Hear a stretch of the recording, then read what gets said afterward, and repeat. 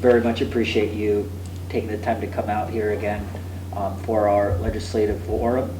We tend to try to make a pit stop in all of the towns we represent during or after the legislative session to let our constituents know about some of the bills we worked on, bills that ultimately became law, and also some areas that maybe we fell short on that we care passionately about that to continue making some progress on in the future.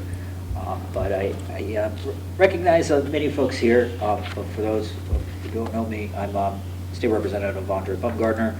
I have the deep honor and privilege of representing the 41st House District, consisting of the southern half of Groton, from the city of Groton to Mystic, in the southwestern corner of Stonington, including the Stonington side of Mystic, all the way to Stonington Borough. And I serve on the Finance, Revenue and Bonding Committee, Planning and Development Committee with Representative Conley, and the Environment Committee. But again, thank you all for coming out here and look forward to our conversation. Thank you, friends, for joining us. And I appreciate that we can have a camera here, and this will be on channel 12. Channel 12. So folks who are out of town or couldn't be with us will say hi to the folks in TV world and welcome you to come watch us when it's convenient for you. I'm Chris Conley. I represent the 40th District, which is the southern part of New London and half of Groton.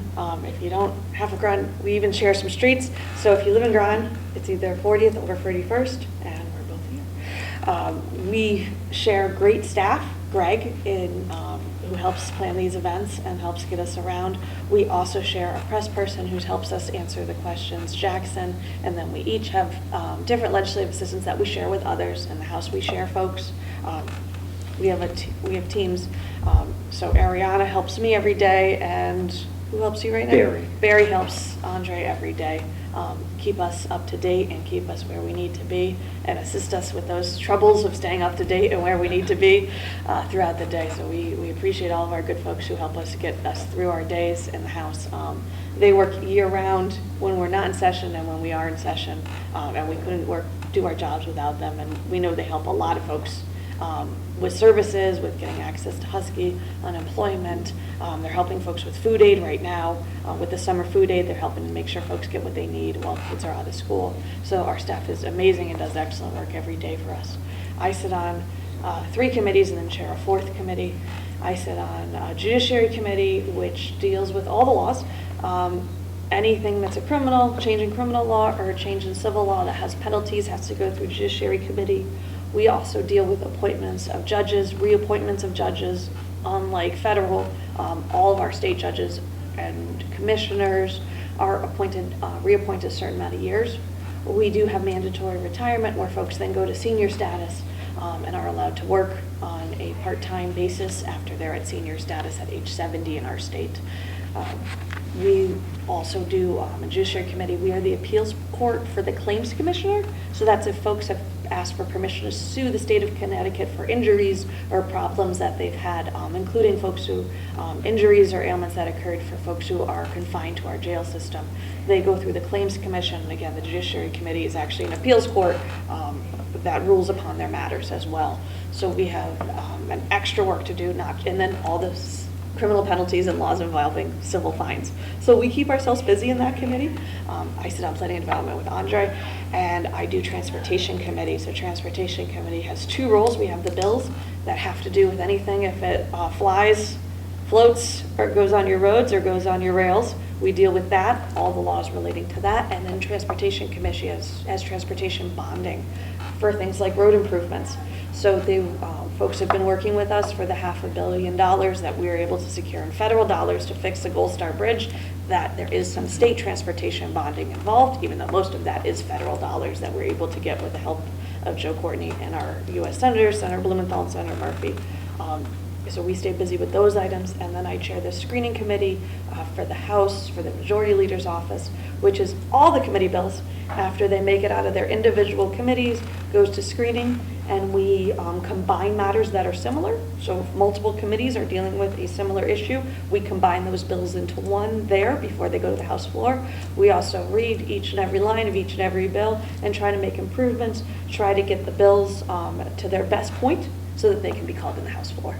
So a group of us, we have 9 members on the Majority Leader's team, and then the Speaker has members on the Speaker's team as well. And we get together, work with that. In Connecticut, in the House at least, we then, after we do our screening, we meet with our brothers and sisters on the other side of the aisle, and they get to we tell them how we feel on the bills, if they're ready, and they weigh in on each and every bill that we call in the House. We don't always do everything that they wish, but we do weigh in with them. They do, not all their ideas are bad. They have very good ideas on some issues, so we make sure that we hear their good ideas, and we make sure that we do hear their concerns. A lot of their concerns are addressed in our bills and our language, so you might see things that, I know no folks watch CTN as much. You might see things that are 5 or 6 hour debates on CTN, and they're talking about language that has been worked out bipartisanly. Most of our bills are voted, about 96% of our bills are voted bipartisanly. There is a small percentage where we're members of the majority and we feel a certain way. And while we respect the other members' opinion, we do have the votes in Connecticut. So we put legislation that we feel is important to our residents and put it through. So that's what we do in the House. I'd like to make a small correction, though, to my good legislative colleague. She referred to the upper chamber as some of our brothers and sisters, and I find that to be a little too generous of a... I was just talking to our brothers and sisters in the House. In House screening, we deal with the Republicans in the House. While we can get along pretty well in the House with our brother and sisters on the other side of the aisle, the Senate's a whole different enemy. There we go. We tend to have a lot of our discussions between House priorities and Senate priorities, but we figure out most of it. Some of it we'll still go back next session and we'll keep working on it. And in all seriousness, mentioned earlier, I think a good portion of our dialogue will focus on some of the bills that we did pass that did make it into law. But on a more serious note, I would say, all in all, when you look at, as a whole, the body of work that the House took on, we had a far more robust legislative agenda, and we're far more successful passing much bolder legislation with respect to issues that impact working families. And I think that was really on full display when you could see some of our, when you really break down some of our House priority lists, including HB 5004, which was centered on environmental quality, did pass the House with overwhelming Democratic support as well. And so, I mention that facetiously, but in all seriousness, that really proud to be a part of a legislative chamber, serving with Representative Conley, who's responsible for ushering through legislation on the House floor, making sure we have the votes in place to pass bold legislation, that we're able to do it. Sometimes great bills don't always become law, but hey, at least we got quite a few bills through the House this legislative session, and I'm sure we'll touch on it a little bit. And we got plenty of work product ready to go for next year. Those bills that the Senate didn't call are ready to go. So we could, next year, go in nice and early and pass some bills, right? Absolutely. Yeah. You want to talk about a couple of our favorite things that did become law? I know we have a couple things that didn't. I think our early childhood education bill is so important to Eastern Connecticut. While that has millions of dollars for education, early childhood education, in section one of the bill establishes a TRICARE grant matching program servicing only New London County with the goal of building a new child care center in our county, paid for by the state of Connecticut. So we are in a child care desert. We know parents, working parents, even grandparents know that it's very hard to get child care in this section of the state. There's just not enough facilities, there's not enough seats, and it's immensely expensive. So getting we got Beth By on board with this bill, who's the Beth By is our Commissioner of Early Childhood Education, has been going through to seeing the lack of seats that we have here, and the troubles that we're having in Eastern Connecticut, and was able to make a priority to build a center with state dollars in our county is huge.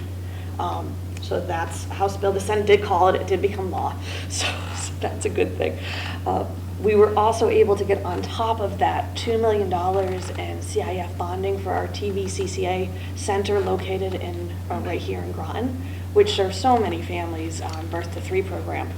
And that $2 million is used for them. They're trying to expand, and the $2 million on top of the federal money that they got will let them get all of their expansion ready to go with their architecture. They're turning architectural drawings into actual plans and money to apply for more grants and matching funds for grants. Now, we're not fully done with that project because that project's actually $13.5 million, and we've got about $4 million secured between state and federal dollars. So we still need, once they get those architectural drawings into actual plans and get a firm number and able to apply for more grants and bonding, we'll be able to get that new facility expansion built. And the plan is to hopefully use that money, a bunch of other state resources and some federal resources to give our kids more spaces for our birth to 3 kids and all of our kids across the state, across the county. And again, I know even if folks are watching from the New London Center saying, you know, why just Groton?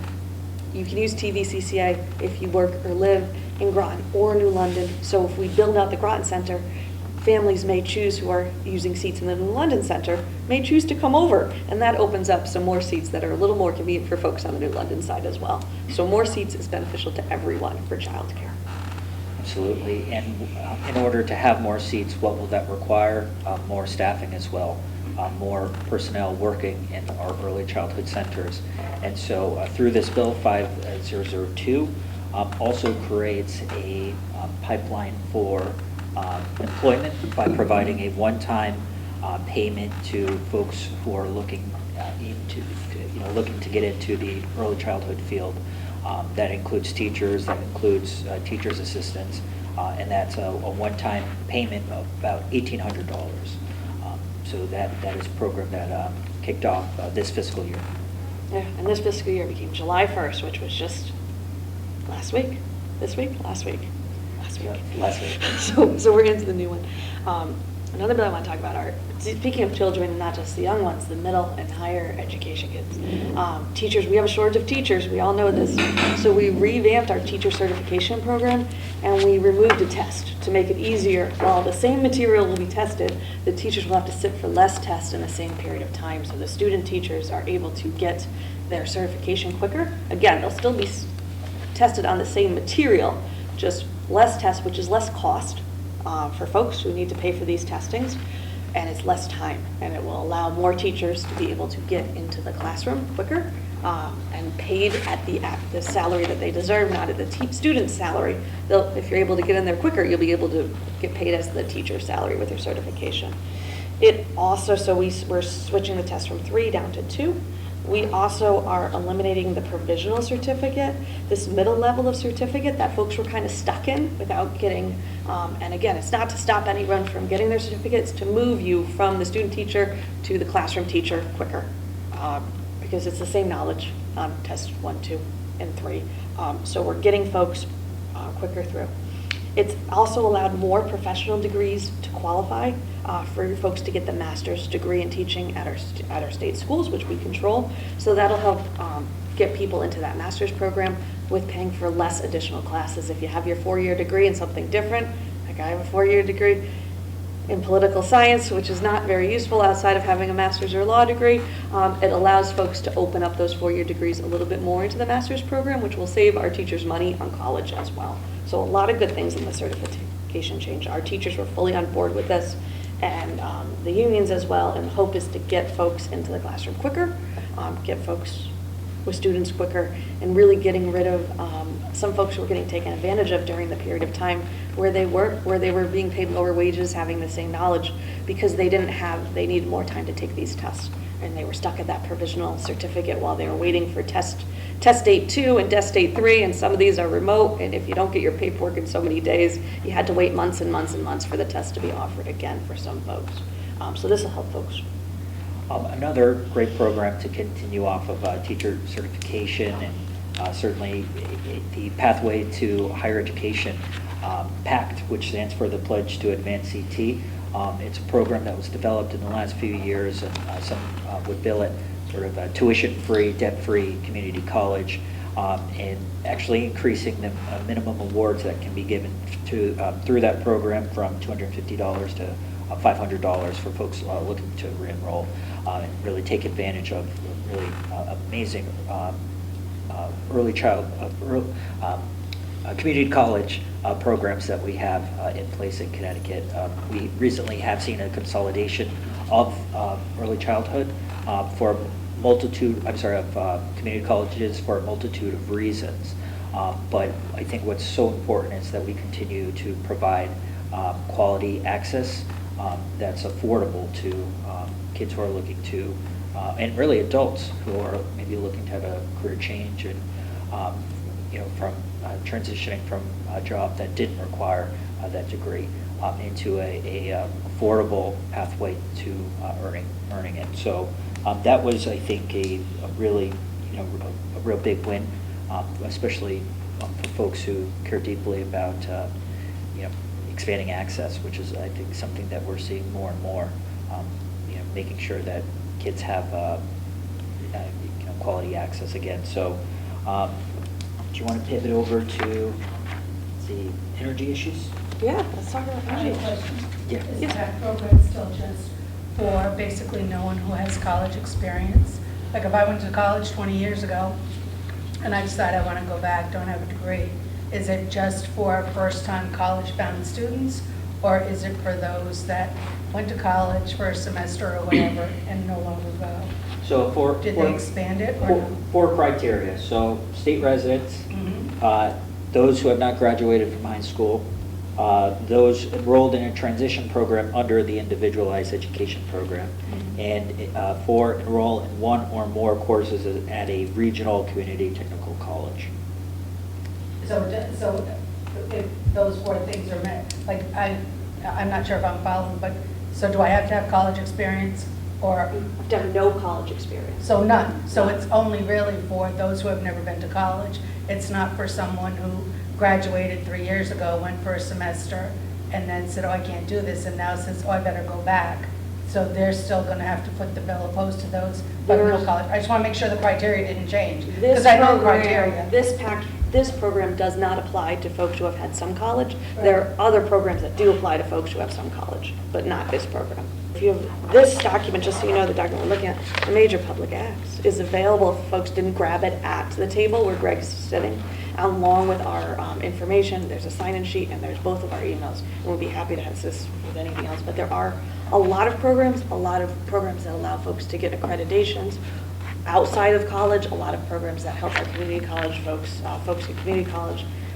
And then there are actually even scholarships that are done by the state of Connecticut. We put money in the budget into scholarship funds for our Connecticut colleges. That includes Central, Eastern, Western, and UConn, the schools that we fund.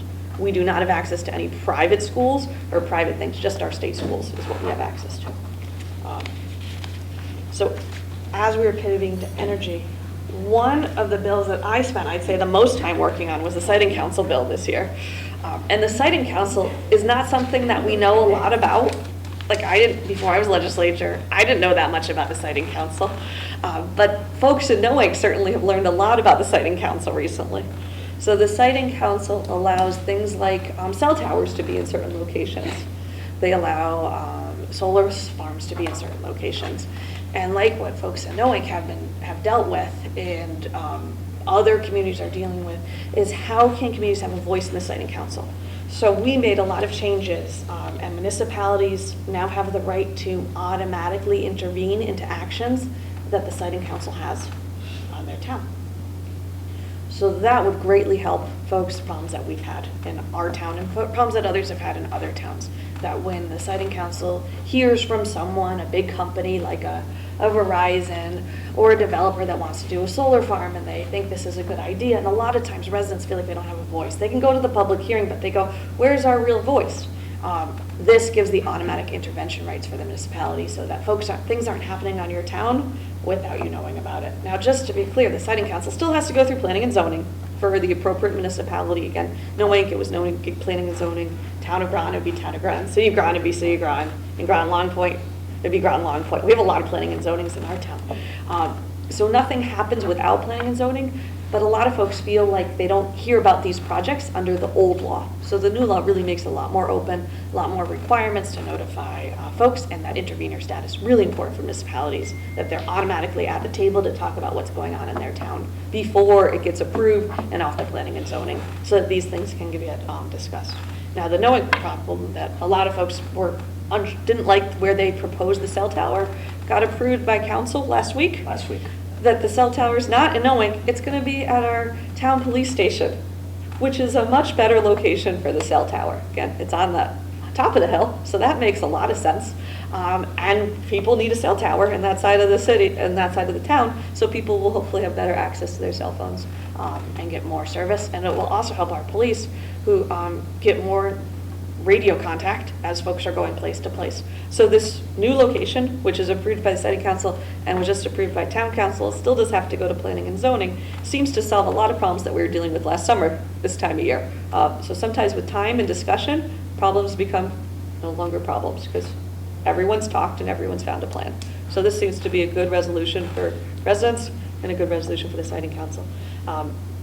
Folks who were having issues, a lot of our folks in the central part of the state, if you drive through like Ellington, a lot of areas that used to be tobacco farms, you might not have been through there for years, you'll see a lot of solar, which is great, but residents are having issues with what's happened when land is being reused, what's going on, that this land is not available, that this green space is being reused in a way where, substantial percentage of their town is now solar arrays. So there is language in the siting bill about if there's over a certain percentage being used for one purpose only of open space, that it be discussed. So that will help our open space folks across the state not to be falling victim, so that folks have opportunity to speak and discuss, and municipalities approve what's appropriate for their municipality. So I think it's, we spent a lot of time on this bill. It's not an exciting bill, but it's a really important bill for folks as municipalities and areas. And this also came on the heels after last year Governor Lamont vetoed a similar measure that would have allowed for local representation on the siting council. Should the siting council hear a case regarding a project in a municipality, that municipality would have had the ability to have essentially a voice on the siting council for that specific case. So this bill, we've talked about over time, sometimes a good bill or a concept takes many years or many legislative sessions in order for that bill to finally get the thumbs up from all the parties at play that need to kind of sign off on it, and that would include obviously House and the Senate, but ultimately a bill has to get signed by the governor for it to become law, unless of course the legislature joins hands and decides they want to move forward with a veto session, which is not all too common. It does happen, but usually for far more comprehensive, meaningful pieces of legislation. But this is an important bill, obviously, that restores rights back to municipalities and residents with respect to decisions that really are out of our control, but that certainly have significant local impacts.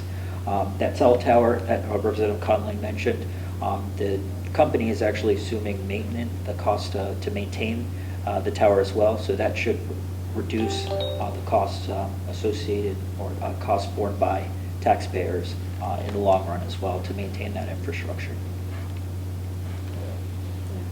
We had a lot of good bills about moving to environmental bills. We had a lot of good bills that did become law about chemicals. So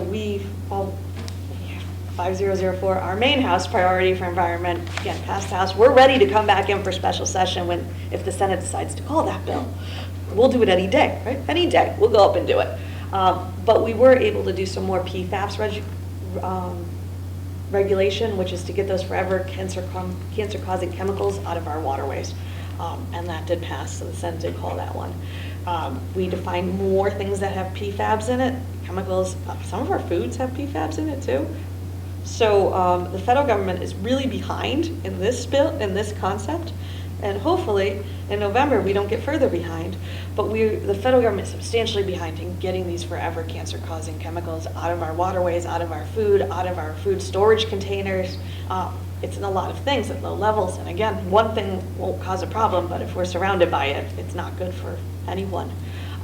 So we were able to expand some more PFAS regulations, which includes apparels and carpets and cleaning products. It's amazing all the things that these cancer-causing drugs are in. And we're also able to do some highway pesticide applications, or railway pesticide applications. Now, we can't control the federal government or Amtrak and what they do, but we can control our lands in the state of Connecticut. So this was a bill that passed Massachusetts that dealt with vegetation management plans with some of the chemicals that are using. They're great that they kill pesticides. It's great that they kill some weeds, but they also kill some animals. So we took this bill from Massachusetts to try to make it so that we're not having the death of animals, which is needed. So these chemicals can no longer be used as of July 1st along our railroads, ways, even the ones that the federal government and Amtrak uses to try to make life a little bit better. Because if you have our small animals eating these chemicals, then the bigger animals that eat them, that may be, and eventually before you know it, it's going into everyone's food, these chemicals that are dangerous. So I think that's a really good bill. I wish we could have gotten 5004 over the finish line, but we did give it to the Senate with over a week to go. And we know our colleague Christine Palm and many others worked on it. When we had special session, I'm glad our speaker said he would call us in. If the Senate is choosing to pass that bill, we are to be called in anytime to pass it through the House again, and we're ready, willing, and able to.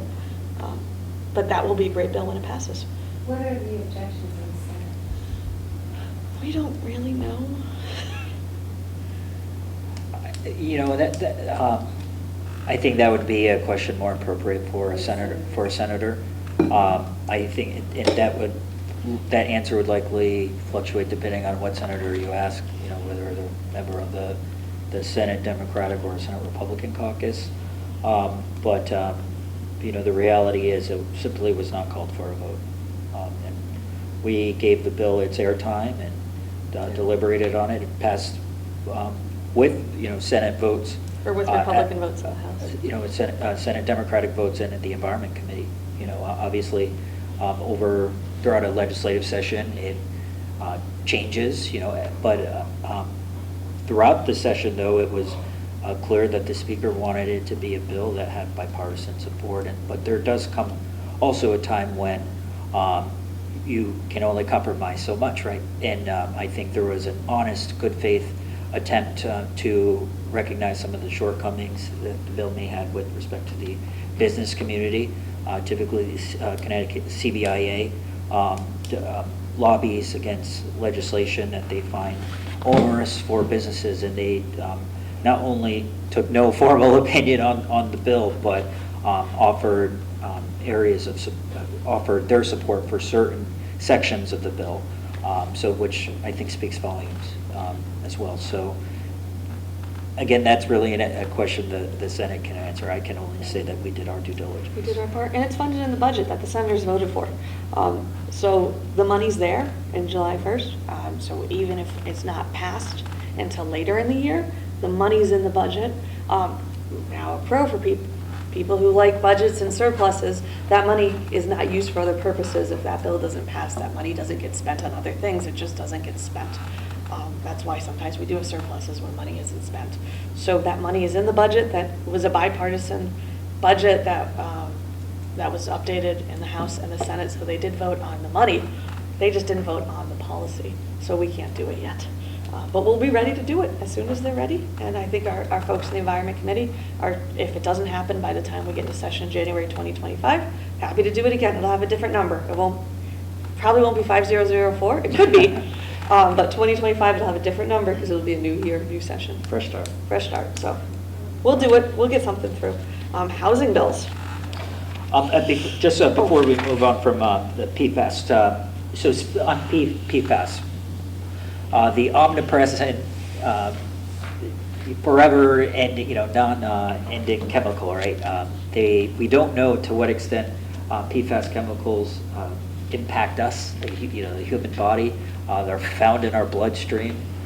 They're chemicals that are resistant to heat, water, everything known to man. But it's really important that at a bare minimum we have serious reporting in place so consumers know what we're putting on our bodies, in our bodies, wearing, eating off of. These are cooking surfaces, clothing, cosmetics. They're included in virtually every manufactured product. And so, I think this year Connecticut really took a bold step to modernize our PFAS laws again. Have some work to do, and Representative Conley mentioned this. At the federal level, they really do need to be leaders on this front. But like with many things, especially in our lifetime, legislative lifetime, we have not relied on Washington to come up with solutions. Those solutions have had to be made right here in our state legislatures because at the end of the day, laws here in Connecticut can still make an impact on the constituents we serve. In public health, in my eye, it's just simply something that we cannot, we can't mess with. So, although much more research needs to be done in terms of the long-term impacts of PFAS, I think having really strong reporting in place, like the reporting we passed this year, will ensure that folks in our communities are protected from the consequences of this PFAS. Yeah. Right? Yeah, there are some good things about PFAS. What is PFAS? So PFAB is an acronym for, I'm going to mispronounce it, but polyfluoroalkyl substances, PFAS. That's why it has the nickname, because it's so hard to say. But PFABs are in real good use of them is our firefighters turn out gear so they don't catch fire. So it's a good fire suppressant for our firefighters. Now, horrible thing is what we've done in our PFAS regulations last year and more in this year is it has to be cleaned appropriately, and there are special washers for the PFAB gear so that the PFAB gear is not being washed with their regular clothes. It cannot be washed in your home. And the PFABs, those chemicals, you don't want them getting onto your regular clothes. You want them staying on your outer clothes. You also don't want to breathe them in. That's why it's very important for our firefighters that when their clothes are getting damaged, that they get replaced, not repaired. Because, it doesn't burn. It protects lives. It saves lives. But also, there are consequences to that getting into the body, getting into the bloodstream, and folks are injured, or the washing. We are able to have the PFAS washers in our fire departments. But before that, they were hosing them down in the driveways of the fire stations because they knew that these had really good properties, but also really detrimental properties if they didn't have the separate washers. So we have state grants for that to allow the washers to be separate.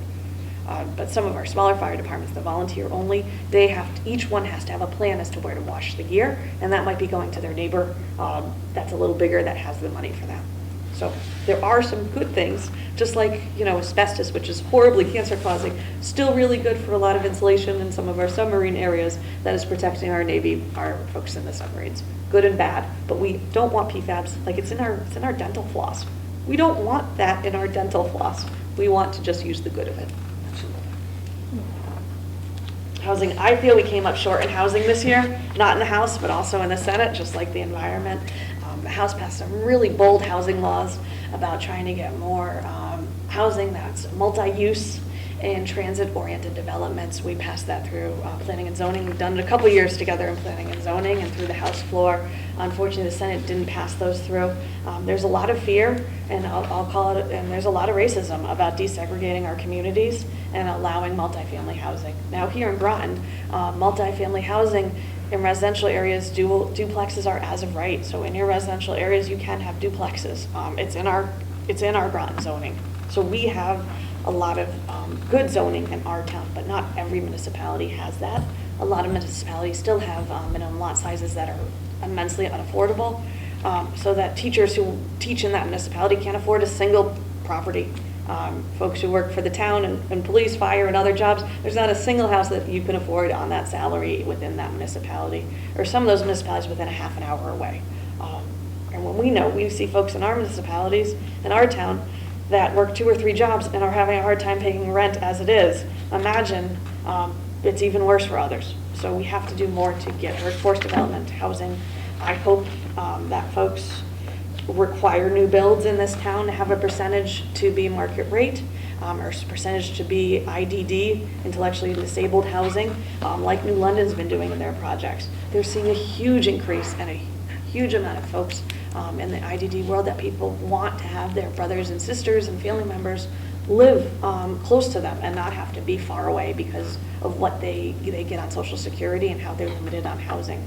So we need to expand and require people to have a percentage of each of our new builds. We're building a lot of apartments here, but a lot of these apartments are unaffordable for folks, even folks with 2 jobs, with these rent increases at over $2,500 per unit.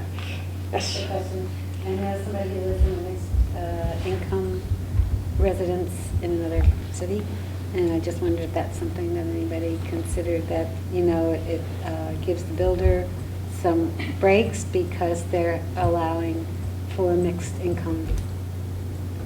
So we do have a lot of our statewide grants are not available to this area of the state right now that do give some of those increases. And that's something that I was against. Andre wasn't a rep then when they made those statewide grants, and they do it by population. We just have a lower population in our town than other areas, so folks can't get those. But the municipality can very much, when they're approving these through planning and zoning, do exactly what New London did. 10%, 20% is starting housing. You don't have to be, well, I would like things to be 100% at certain areas. It doesn't have to be every building 100%. We can do something for each project that's getting built. And let's not, leave our residents behind. We also did changes in our fair rent increases, which is really important for our community and every community. That provides the landlord has to provide the tenant 45 days in advance written notice about increasing of rent for leases, and if your lease that's if you have a lease.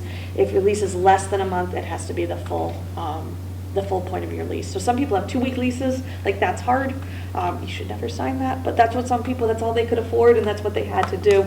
So to deal with folks who have the very small leases, or very small agreements, and the landlords are just jacking up the prices, and it's expensive to move. It's hard to find housing that you can afford. It's really hard to move within a school year, within your work year, and move your kids and everyone around.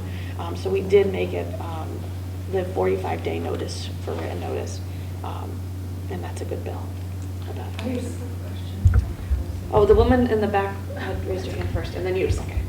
So my question is, okay, they can give 45-day notice for rents going up, but is there any way to put a cap on what landlords can go up, opposed to 10, 20, 30%? We met here how long ago, and some of their rent was going up 50%. Has that been addressed, or landlords kind of can charge what they want? Yes, that bill did go through Housing Committee, and all the landlords showed up and testified about what a bad idea it was. And unfortunately, they have the money to pay for lobbyists, and that bill did not come through Housing Committee for us. But next year, hopefully, some changes happen in housing with that. And for that to happen, we are going to need help from not just the landlords who have the money for the lobbyists. We are going to need help from residents in Groton and across the entire state who have been taken advantage by this. And you can you don't have to drive to Hartford to testify, you can testify via Zoom. It is easy. You can even do it on the phone if you don't have computer access, and you can even do email, or if you don't have any computer access and you want to write a real letter, you can put a stamp on it and put it in the mail, and your written testimony becomes part of the bill. And also, in many cases, we legislate to address a problem before us, but I also think there are some tools available within kind of our local toolbox that have been made available by years of sort of incremental change at the state level, incremental change at the local level by virtue of adopting it, and that's the Fair Rent Commissions, right? So nothing new. This is something that has been around for decades. In fact, Groton has had a Fair Rent Commission for decades.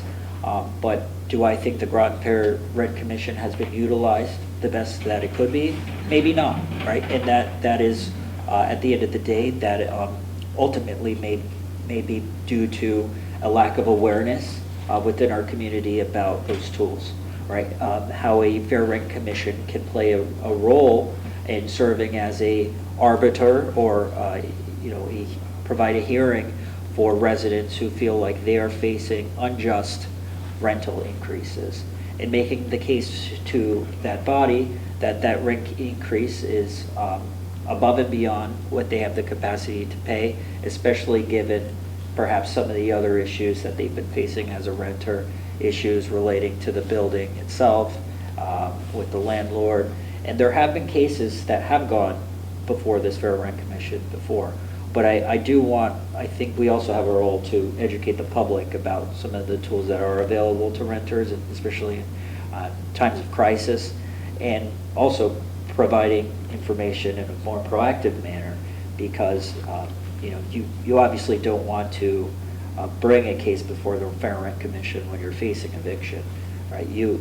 But if you receive your rent renewal or your rental renewal, you have the ability to make that case. If you look at that bill and you say, my goodness, I'm facing a $300 increase, say well above 10, 15%. I mean, there's mold issues, there's maintenance issues. I've emailed my landlord 15 times about XYZ and they still haven't done anything about it. Those are things that can go before the Fair Rent Commission.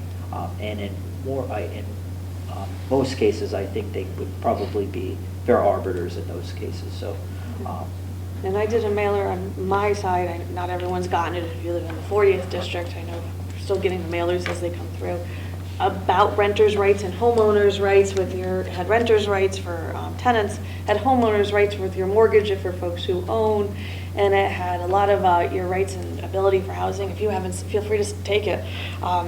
For yours as well. I know some of the other reps liked that information.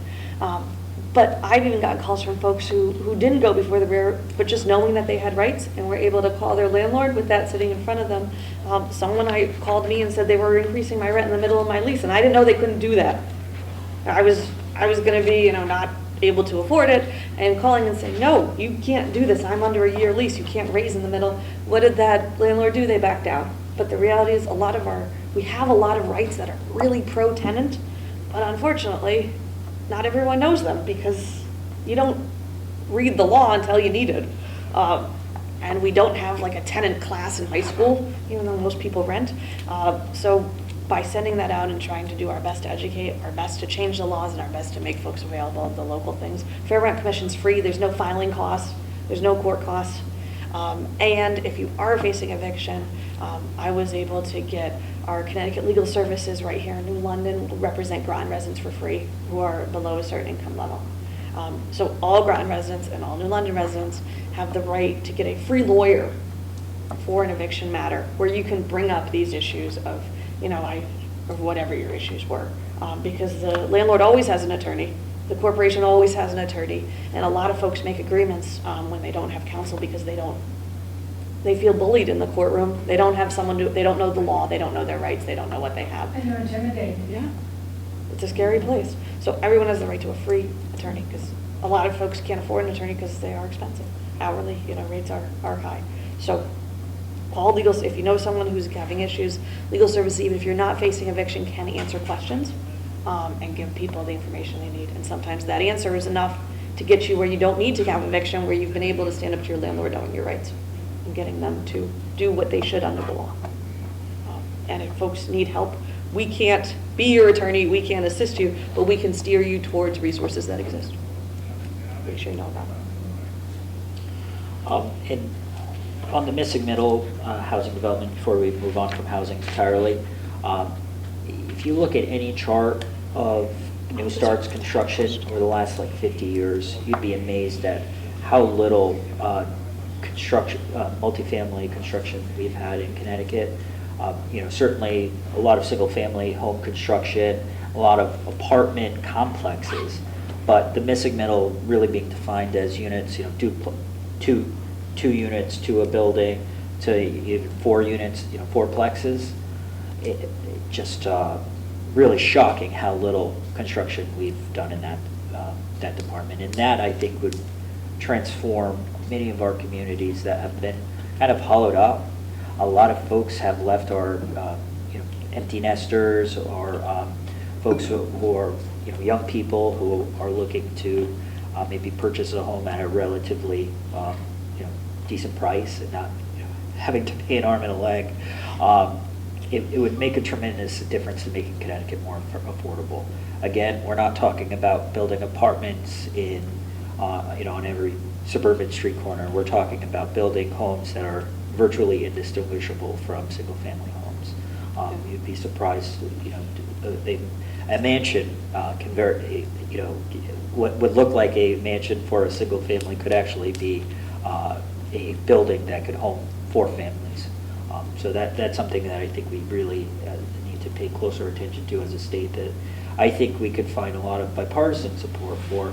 And I think in this area, for example, it really was a bipartisan housing bill, in large part because the ranking member of the Housing Committee actually voted for this bill. And one thing he referenced in the debate on the floor was that there would be a point system or additional points awarded to communities that qualify as 830G communities. Groton is not an 830G community because we have our affordable housing stock exceeds 10% of our total housing stock, whereas in the Stonington community I also represent is below that 10% threshold.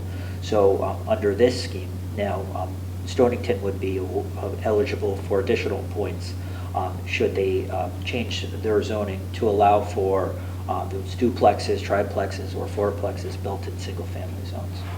Yeah. So if folks think of folks my age and older, remember we used to talk about starter houses, those 2-bedroom, 3-bedrooms. They don't build those anymore. Townhouse, they don't build them anymore. They build apartments. We see what they're building, apartments and McMansions. And a lot of us don't go from apartment to a McMansion. I'd love to, but that doesn't seem to be, most of us go from apartments to, if you get married and have kids, you might need an extra bed. You start by needing like 1 extra bedroom. And then maybe folks get a slightly larger house as they get bigger in their career or have multiple kids. And then as folks retire, they go the other way. Then they say the kids have moved out and we need less space. So we've been building and we've been incentivizing in our state apartments and McMansions, and we have to incentivize regular folk housing. And housing for folks starting out, that's a little bit, there's nothing wrong with a condo, with a smaller place. Starter housing is kind of where we all ended up. That's where you start if you choose not to have an apartment. And if you have, no children or 1 child, you don't need 10 bedrooms. You might just want like 3. You might be perfectly happy with 3. And you need to find a place that you can afford that has that. And you had a question. When you're talking about housing, what didn't get through this year and that you're going to address next session, do you start from 0 or do you look at what didn't get through this session and build on that for next session? You can do both. You You do both. So every bill does need a new public hearing when we start next session. Every bill gets a new bill number, and we can introduce bills that didn't make it through, new ideas, or parts of things that didn't make it through with new ideas, or any of the other. And it goes through and gets a public hearing. So we can pick up the ball where it was left up, or we can start new things, and we can also do both at the same time. And then after it makes out a committee, it goes to screening where we combine the like things into one and make it through. So we don't have to, we're not handcuffed by things that didn't make it through last year, but we also get to do more as well. Do you then next year get all new members on the committee that looked at housing or looked at aging or looked at, or are some of them there so they already have a history? So that's an excellent question. So all members of the House and Senate are up for re-election in November. So we will get new members, because some folks have already announced retirement, so I'm not saying anyone's losing, not getting reelected. If anyone's watching this, we know some of our members have moved on to other jobs. And some folks might get new seats as well. The Speaker of the House does the appointing for Democratic House members on who goes on what committee. And we both have a great relationship with him. We're able to tell him our likes and wishes. And then he balances the likes and wishes of all the members in the caucus. Right now we have 98 House Democrats, so that their likes and wishes have to get balanced. There's a certain amount of membership on each committee. So there's certain parts that are full. Do we, does the leadership in the committees most of the time stays the same, but also has changes? Housing Committee did have a change mid-session, middle of the session. A change in the chair happened to the Speaker's discretion. So the minority leader, the head Republican in the House, appoints the Republican members to each committee. And same with the Senate. The Democratic president of the Senate appoints the Democrats, and the minority leader appoints the Republicans. We have all of our committees in Hartford are Senate and House combined. So we don't do separate. We all get together and figure it out. Democrats and Republicans, there's a certain amount of seats all together. So will some of the members be the same? Probably, and there'll also be some new faces. So that's a benefit when you're a new member on a committee. You do talk to your members who have been there. They don't need to be senior to you. They could just have been on that committee before. We all have access. Again, our staff helps us if you're new to a committee to get the information. And we all have access to the computer system and all the public hearing from last year's bill if it's a repeat bill. So we all have access with technology at our fingertips to all the other legislation that passed or didn't pass before us. Yeah, it's a fun way to get up to date if you switch your committees. I think your sessions should be a lot longer and you should be paid more. You've got a huge amount of time when you're not legislating at all. So you're waiting, when's the next session? January. When did you finish? We finished regular session in May, and then we had special session a couple weeks ago. So we can come in for things that direction. I think housing is a constant problem, and you just can't take a break, you know what I mean? Yeah, That's so, my feeling about so it. we could change our constitution, have a full-time legislature. If folks desired to do that, that is in our constitution, that it's a working legislature, that folks are members of the community. That's why folks have multiple jobs. We are not paid full-time salaries. Well, I'm not complaining about our salary because we knew what it was when we signed up for the job. It is not a full-time legislator, and we're not compensated that way. So people do have different jobs, different walks of life. I think a benefit to our system is that we have folks from all different walks of life. You have retired folks, you have young folks, you have folks in the business world, folks in the teachers are able to be legislators. But we are a spring semester group. When I talk to people, we are a spring semester group. Next year we're first Wednesday in January to the first Wednesday in June. Again, we can come in for special things. And committees do meet, work groups meet outside of session to prepare legislation for next session. Rhode Island is not a full year session either. But some of our states do have full year sessions. Some of our states, I think like Texas meets 2 weeks once every other year for a budget. Like that's worse. Could be worse. But we are it is a part-time legislature. And it's actually interesting, all of the legislatures do operate very differently. Over the last few years, Representative Cunley and I have developed relationships with some of our neighboring legislators in Rhode Island. And actually, not only do they operate at a kind of in a similar schedule, very part-time, but also some of them don't even have a staff, right? And in our case, we share staff. Some Massachusetts legislators, maybe perhaps similar pay, but they actually have a whole team dedicated to that specific legislator, whereas in the House level, we share a staff. And then in New York, they not only have full teams, but are paid like full-time legislators and some. So it does fluctuate based off of the legislature. That's sort of the hand we were dealt. Much more difficult to change a constitutional law than it is a legislative law, of course. Has to go through a few more hurdles, but... Don't think we aren't working when we're off session, though. So Of course. we are on committees, we are on task force, we are talking to folks, we have meetings with businesses. I think we have our Monday meetings with businesses and our bigger employers in the area. We answer our emails, we help people every day. Just because we're part-time in session doesn't mean we're part-time available. We're full-time available, our staff works full-time and paid full-time. Our staff makes more than us, which is fine. They deserve more, we deserve good money too, but they do deserve good money. Well, I do want to be conscious of the time. It is 7 o'clock. We are billed to end this at 7. We started a little after 7, so I think we could We can indulge in take a few questions that don't have to do with these concepts. Yes. I wanted to just reinforce what this gentleman said. I think that the legislators, all the legislators, most all of the legislators really put in a lot of time and effort, and it's overwhelming the issues that you all deal with. So, and also local town committees and councils, and they sometimes get a bad rap, but I think people give an awful lot of their time and really work hard on things. But I did have a question.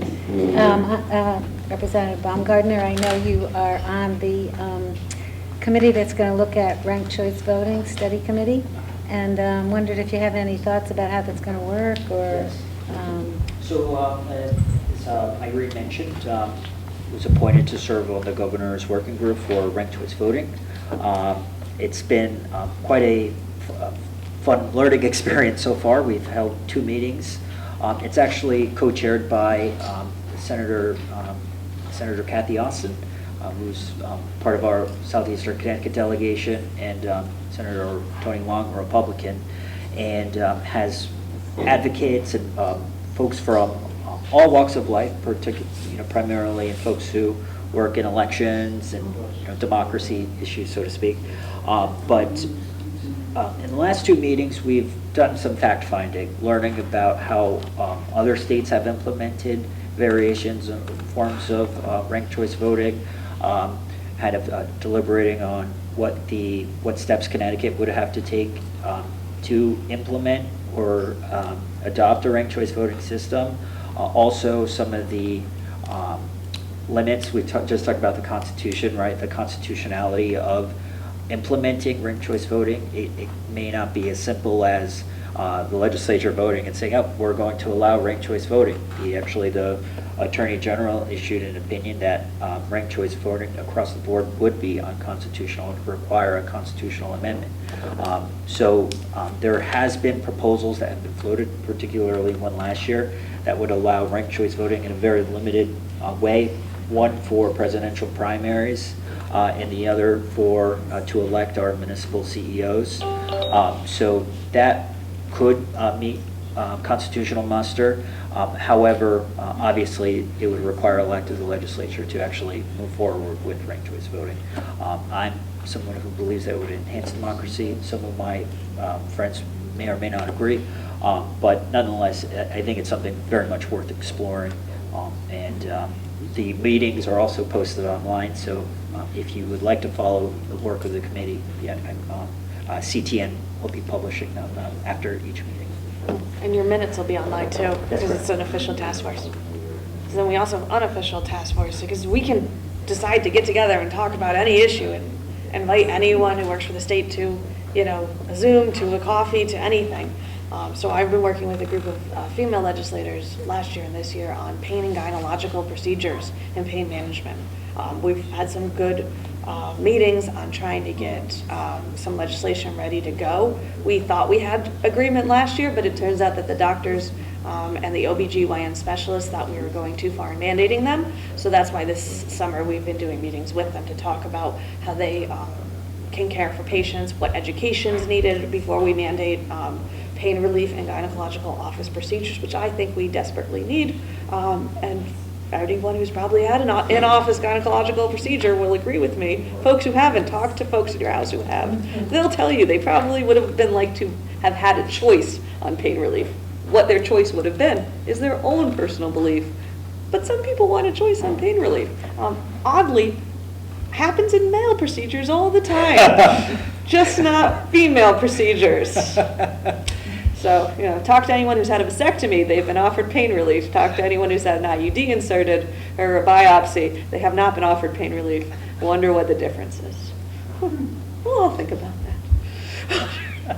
that. We've also been, a group of us have been meeting to talk about some of, with our comptroller, Sean Scanlon, to help him get some laws through. He had some great laws started about helping with our pension system and was not able to get those laws over the finish line. So we're working on problems that he had, helping him to help us, to help our pension system cover more folks, be better, be more able, and that's especially in light. We've had two since we've left session.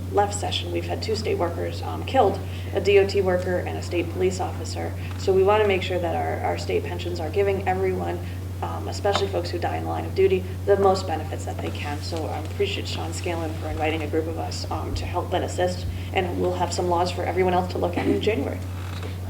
But any other questions? Yes. As you both know, I'm very much involved with community access television, and it is gradually losing funding because of the way it was originally set up, depending on cable subscribers, and of course they are growing fewer and fewer. And the last 3 years we've tried to introduce legislation that would improve that situation, and this year I thought it had a really good chance because it had a lot of support behind it, not from the cable companies, but from people all across the state, because there are community access stations everywhere, virtually. And yet it seemed to get through that committee with favorable response, and then it just stalled, and we never heard anything more about it, and it didn't get through the gatekeepers, I guess, and it didn't get through Anthony's appropriations committee, and it just died. Yeah, it didn't get through appropriations committee. That's where it stopped. So any legislation that has money has to go through appropriations, or if it is increasing a fee, even though we may or may not consider that fee a tax. If it's increasing a fee, it has to go through appropriations or finance. Finances are taxing, and appropriations are spending. Or both. Or both. Yeah. And I try to limit that, Yeah. because it's just, you run out of time on Yeah. bills. That bill did not make it through. We call it a money committee, because we can make the argument on the House floor, if you made it through one money committee, that folks talked about the money, to try to limit the 2 money committees, because there's a certain amount of days a bill has to wait before it goes to a second committee, and you just run out of time. But that bill did not make it through a money committee, which means that those good ideas, and while I know folks who advocated for it were clear that it wasn't a tax, it was changing a fee structure, but that is a fee. So it has to go through a money committee. So if it doesn't make it through appropriations or finance and it involves a change in money, it's very difficult for it to come through the floor. Are there always Hail Marys? And if everyone, the House and Senate leadership and the governor wants it to happen, are there ways it can happen? There are, but the percentage of likeliness goes down when it doesn't make it through a money committee. So it's important to advocate in the committee you're in. It's also as important to, at the same time, if you're changing a fee structure, spending or raising money, is to advocate on the money committees at the same time. The money committees do have deadlines, and they only can do a certain amount of things within a certain amount of days. And every year there are bills that just don't make it through the money committees. It's not about the concept, it's about what we have. Then there's an issue on how much money we have every year. So while we have surpluses, we do have, which aren't necessarily a horrible bad thing, is we do have what we call guardrails. They're limits on spending. So this year we could spend $225 million additional dollars, which sounds like a lot of money, and it is a lot of money, but like when you see Dan Hurley got paid an extra $50 million, so we've got to find that money. When we can only spend $225, 50, yep, we pay for UConn's budget. So when our UConn men's basketball coach gets a raise, it does come out of the budget in different ways. When you look at all the things that all of our groups want, $225, while it is an awful lot of money, it doesn't cover everything that every group desires. That's 2 dorms at UConn every point, right? It is, yeah. Or Coach Hurley. Again, great guy. 1 year, right? Just 1 No, year. it's 6 years. It's 6 Yeah, years. yeah. $50 million over 6 years, so it's not just 1 year. So when we look through all the things we wish to do, 225 doesn't get us that, and there are hard choices made by our money committees and by our members, where not everything we all want gets through. When we look at Shoreline East, we were able to restore $6 million in those cuts. Would we have wanted to restore the full $30 million? We did. We did. Are we pleased that we restored $6 million for Shoreline East, so more trains will be running on Shoreline East? Still happy. So when you look at the money and what we have each year and what we can spend, it does fluctuate each year. We do not have our numbers for next year, of course, because we're still in this fiscal year and seeing where our surpluses have. I think we got news. We've got a $200,000 surplus coming out. So as the fiscal year, again, the fiscal year closed on June 30th. So we're still getting our final numbers as to where we stood. We believe we have. Certainly better than being in the red. So we're in the compared to positive. previous years. But we still have to wait a couple more weeks to get the final numbers from each department as to where we are. But we know we're ending in a positive, which is good for the state and good for them. So hopefully we'll have a little bit more money. A lot of us often like to talk about the guardrails, but it's really important for that bill and other people's bills that didn't make it over the finish line. Advocate, advocate, advocate, and if it involves a change in money, advocate twice. The thing is, we weren't asking the state for money, and it's kind of ironic because Comcast, for instance, raises their prices. We're paying $300 every month to get cable to the community access station, and yet this was going to be a fee of like under $10 for any given person for the year. Yeah. I don't think they would even notice in their huge cable bills. And other people, it's not just cable people who can access this channel, Channel 12, it's anybody who has a YouTube. So. Well, there are, I think, two parts to this. One, the funding, making sure that the Pictitia account is solvent. The Pictitia account is the account that actually funds the public access programming that we have, and also some of the capital infrastructure projects that our municipalities undertake. For example, this incredible audio-visual equipment, probably at some point 75% of this equipment has been funded through that very account. And so it is an account that has had very real local impacts, and it is funded through, in large part, through the gross receipts tax that are levied on our cable, levied on cable providers, through that ultimately is passed on to the consumers of cable, like us, perhaps. But as more people are cord cutting, there are fewer cable subscribers, which means revenues going to that account are going down. So we really do need to address it in the long term. If not, some of our local nonprofit, public access providers like SEC TV, like our Groton Municipal Television, won't have the resources they need to continue providing great, robust programming. So don't cut the cord if you watch us on Channel 12. Or advocate. And advocate. You can do Yes, both things. Absolutely. You can get your basic cable to make sure you're paying that fee. I'm not saying the really high cable fees. You can buy your basic cable. And we got to advocate on a way. I would suggest advocating on a way to get to our internet fees. We're all paying internet fees. So if you're watching on YouTube, if you're watching on Hulu, if you're watching anything, we're all paying internet providers. We don't get internet for free. So that is a way to get a resource and a way to get that funding to folks who have cut the cord. But if you're thinking about it and you like your municipal television, keep your basic cable. Pay your fees. But across the board, we made no adjustments to tax policy, and so really, when Representative Connolly mentioned, it is a significant fee change. It is a tax group, quite frankly. So changing that tax would have been very difficult just within the context of this legislative session, where the governor made it clear there was not going to be any tax law change. But still, that doesn't answer the question, what happens in the next year if Pictitia, the account in and of itself, runs out of money. But long term, perhaps I think it is, kind of long overdue that we do look at the tax structure in and of itself, because of how cable has transformed. It's not simply subscribed. Now we have all of us have many internet-based subscriptions, right? I just got a note, I'm a big Yankees fan, got a notification for my Yankees game that's playing now on Yes Network. Once upon a time, you could only get Yes Network on cable. Now you can actually subscribe to it. But do I have to pay it? Do I pay a tax to the Yes Network for subscribing? No.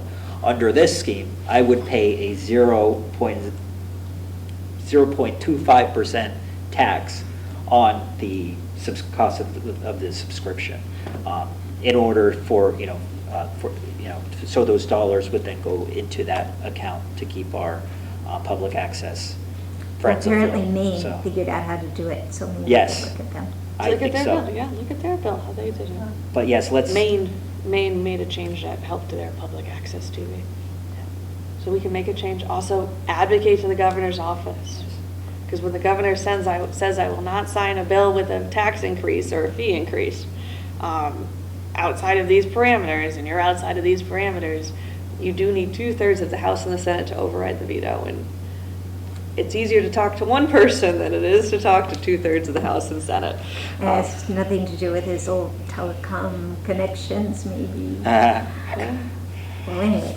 Yeah, but we appreciate you being here. We know that bill is very important to you and many others. And there's a lot of bills that didn't pass that are important to all of us. So we'll try to get more over the finish line next year. More bills will pass next year. They will. And we'll make more progress. Every year we make a lot of progress on a lot of topics. You do.